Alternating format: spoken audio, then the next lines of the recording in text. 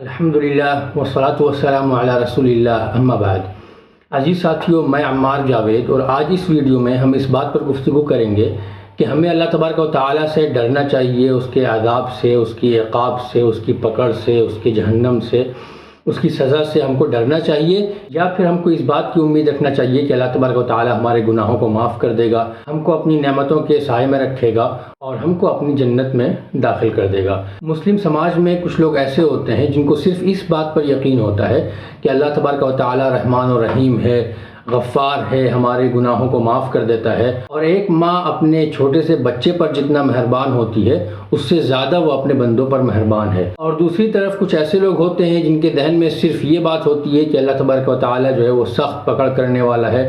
اور گناہگاروں کو عذاب دینے والا ہے، اور برے کام کرنے والوں کے لیے اس نے جو ہے وہ جہنم کا ٹھکانہ مقرر کر دیا ہے۔ تو یہ جو پہلی قسم کے لوگ ہیں یہ اللہ تبارک و تعالیٰ سے صرف اور صرف امید لگائے بیٹھے ہوتے ہیں، اور جو دوسری قسم کے لوگ ہیں یہ صرف اور صرف ڈر اور خوف جو ہے وہ ان کے ذہن میں ہوتا ہے اللہ تبارک و تعالیٰ کی ذات کے تعلق سے۔ تو آئیے اس ویڈیو میں ہم سب سے پہلے یہ جاننے کی کوشش کریں کہ ڈر، خوف یا پھر رجا یعنی امید جو ہے وہ کسے کہتے ہیں۔ تو پہلی چیز ہے رجا یعنی امید، اور اس کا مطلب یہ ہے کہ اللہ تعالیٰ سے خیر کی امید رکھنا، اس کی رضا اور اس کے ثواب کی خواہش رکھنا، اور اس بات کی توقع رکھنا کہ اللہ تبارک و تعالیٰ ہماری غلطیوں کو، ہماری کوتاہیوں کو معاف کر دے گا اور ہم کو اپنی جنت میں اپنی نعمتوں کے سائے میں جگہ دے گا۔ اور دوسری چیز ہے خوف یعنی ڈر، اور اس کا مطلب یہ ہے کہ ہمارے دل میں اس بات کا ڈر ہو کہ کہیں اللہ تبارک و تعالیٰ ہماری غلطیوں پر ہماری پکڑ نہ کر لے، ہماری کوتاہیوں پر کہیں ہم کو سزا نہ دے،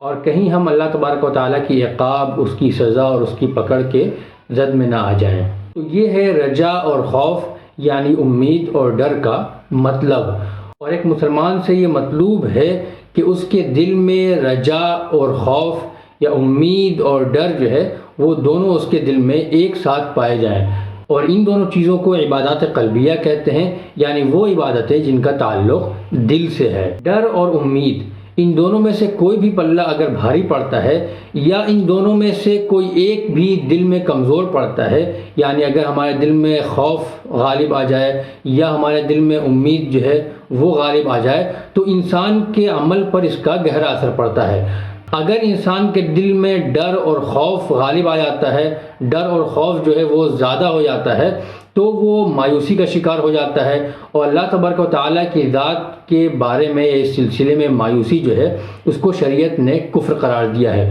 اور وہ انسان جس کے دل میں اللہ تبارک و تعالیٰ کے متعلق جو ہے وہ ڈر اور خوف بہت زیادہ ہو جاتا ہے، مطلب اتنا زیادہ کہ وہ مایوسی تک پہنچ جائے، تو وہ انسان ہمیشہ اپنی عبادات کو لے کے، اپنے کاموں کو لے کے، اپنی نیکیوں کو لے کے شبہ میں رہتا ہے، شک میں رہتا ہے کہ پتہ نہیں قبول ہوئی کہ نہیں ہوئی۔ اسی طرح سے بہت سارے لوگ ایسے ملتے ہیں جنہوں نے بتایا کہ وہ ایک ٹائم کی نماز جو ہے وہ بہت بار پڑھتے ہیں، 3 بار 4 بار پڑھتے ہیں، اس ڈر سے کہ پتہ نہیں اللہ تبارک و تعالیٰ کے نزدیک یہ قبول ہوئی کہ نہیں ہوئی۔ بہت سارے دوسرے خیالات ہمارے ذہن میں آنے لگے تھے، بہت ساری دوسری چیزیں ہماری دل میں آنے لگی تھیں، تو پتہ نہیں قبول ہوئی یا نہیں ہوئی۔ تو آدمی جو ہے مستقل ایک شک اور ایک شبہ کی کیفیت میں رہتا ہے، اور یہ چیز اس کو مایوسی تک پہنچا دیتی ہے جو کہ شریعت میں کفر ہے۔ اور اسی طرح سے اگر انسان کے دل میں امید اور رجا جو ہے وہ حد سے زیادہ بڑھ جاتی ہے، یا صرف اور صرف اس کے دل میں امید ہی امید ہوتی ہے، تو پھر وہ عبادات میں اور اللہ تبارک و تعالیٰ کی اطاعت و فرما برداری میں کاہلی کرنے لگتا ہے،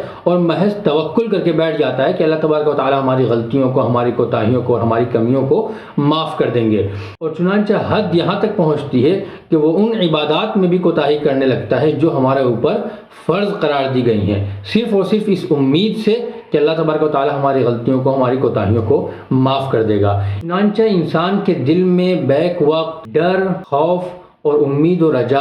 دونوں کا ہونا جو ہے وہ بہت ضروری ہے، اور دونوں میں ایک توازن ہونا چاہیے، نہ تو ڈر امید پر غالب آ جائے اور نہ تو امید ڈر پر غالب آ جائے، کیونکہ اگر ڈر غالب آ جائے گا تو انسان مایوسی کا شکار ہوگا، اور اگر امید غالب آ جائے گی تو انسان فرائض میں بھی جو ہے وہ کوتاہی کرنے لگے گا۔ اور جب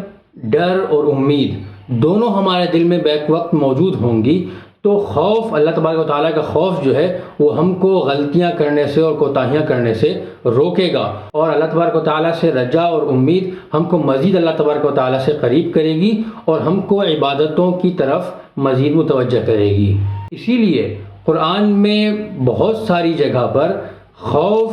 اور امید، یعنی اللہ تبارک و تعالیٰ سے ڈرنا اور اس سے امید رکھنا ایک ہی آیت میں ذکر کیا گیا ہے، اور بہت ساری جگہ ایک آیت ڈر اور خوف سے متعلق ہے تو اگلی آیت اللہ تبارک و تعالیٰ سے رجا اور اس سے امید کے تعلق سے ہے، اور اس کا صرف اور صرف ایک ہی مقصد ہے، اور وہ یہ کہ ڈر اور امید، اللہ تبارک و تعالیٰ سے ڈرنا اور اس سے امید رکھنا، یہ دونوں چیزیں انسان کے دل میں بیک وقت یکساں طور پر پائی جانی چاہیے۔ میں چند آیتیں آپ کے سامنے رکھتا ہوں جس سے ہماری بات جو ہے وہ مزید واضح ہو جائے گی۔ سورہ اعراف کی آیت ہے ان ربک لسریع العقاب وانہ لغفور الرحیم، تمہارا رب جلد عذاب دینے والا ہے اور یقیناً وہ درگزر اور رحم سے بھی کام لینے والا ہے۔ اسی طرح سے سورہ مائدہ کی آیت ہے اعلموا ان اللہ شدید العقاب وان اللہ غفور الرحیم، خبردار ہو جاؤ، اچھی طرح جان لو کہ اللہ تعالیٰ سزا دینے میں بھی سخت ہے اور ساتھ ہی ساتھ درگزر اور رحم کرنے والا بھی ہے۔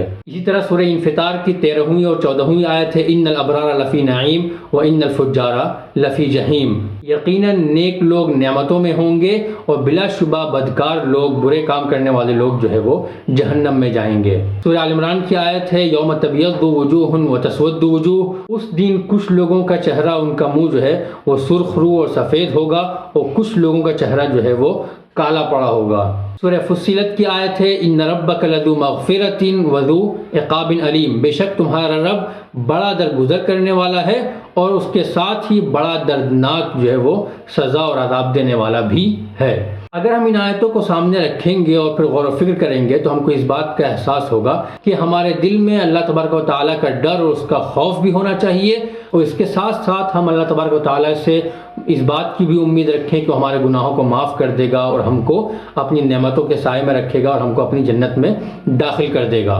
اللہ تبارک و تعالیٰ سے ڈر اور امید اور اس سے محبت کو ہم ایک پرندے کی مثال سے سمجھ سکتے ہیں۔ محبت جو ہے وہ اس پرندے کا سر ہوتا ہے اور ڈر اور خوف ایک بازو اور رجا اور امید دوسرا بازو۔ محبت کے بغیر امید یا خوف کا سوال ہی پیدا نہیں ہوتا، اور دونوں بازو یعنی خوف اور امید جب تک یکساں طور پر کام نہیں کریں گے پرندہ جو ہے وہ اڑ نہیں سکتا۔ اللہ تبارک و تعالیٰ سے دعا ہے کہ وہ اپنی محبت ہمارے دل و دماغ میں راسخ کر دے اور ہم اس کے خوف سے، غلطیوں اور کوتاہیوں سے دور رہیں، اور اس کی امید سے ہم مزید اس سے قریب ہوں اور اطاعت و فرما برداری کریں اور اپنی غلطیوں پر توبہ اور استغفار کریں۔ آمین۔ تو پھر ملتے ہیں انشاءاللہ اگلی ویڈیو کے ساتھ، تب تک کے لیے خدا حافظ۔